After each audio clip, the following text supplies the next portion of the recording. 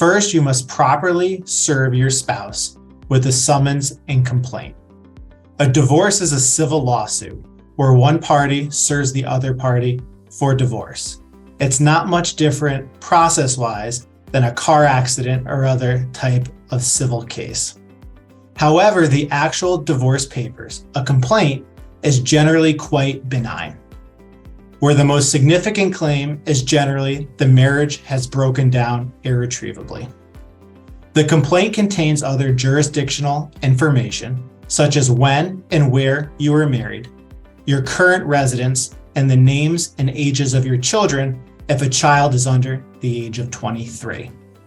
After completing the summons and complaint, those papers must be served on your spouse.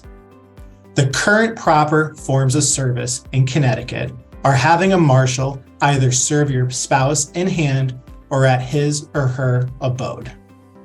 Service on your spouse's attorney is another option, along with publication if your spouse's current residence is unknown. And finally, a more recent option is your spouse can elect to waive being served by a marshal and signing an affidavit to that effect. After service is completed, the papers are then filed with the clerk, usually electronically. Once both service and filing is effectuated, your case is officially started.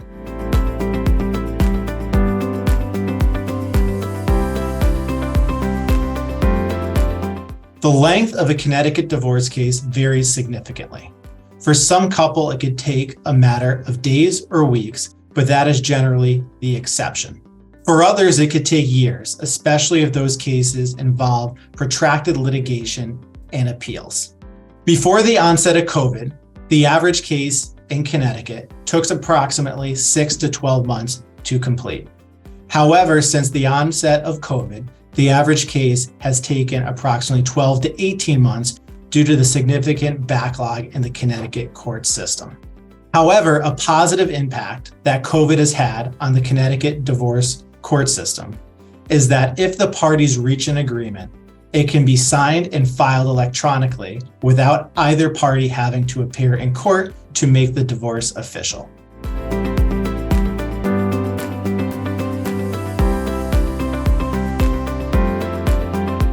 Generally, the answer is no. If a case is resolved by agreement, then it has no impact whatsoever. There is no presumption in Connecticut that the plaintiff is the quote, good spouse, or that the defendant is the quote, bad spouse.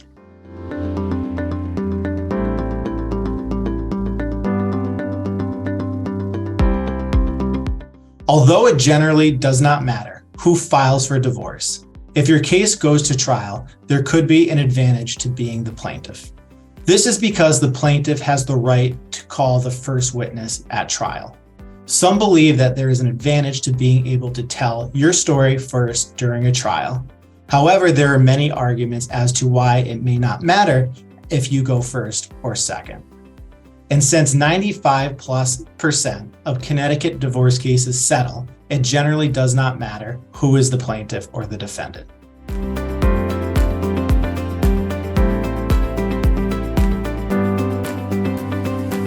Generally, there is never a good time to file for a divorce. Something always comes up in life, whether it's a birthday, school event, or holidays. At our office, we have found there's generally 2 common times during the year when we get the most phone calls for people considering filing for divorce. And that is after the start of the school year and after New Year's. Anecdotally, it seems that the start of the school year is a popular time to file, as it is a natural breaking point in life. Summer has come to an end, the children are off at school, and sometimes they're off to college. After the holidays could be another popular time, simply whether it be someone having a New Year's resolution or after spending significant time together during the holidays. Since every situation is different, there is no better or worse time to actually file for divorce. And generally, there is no impact on your case, whether you file in January, September, or July, or any other time during the year.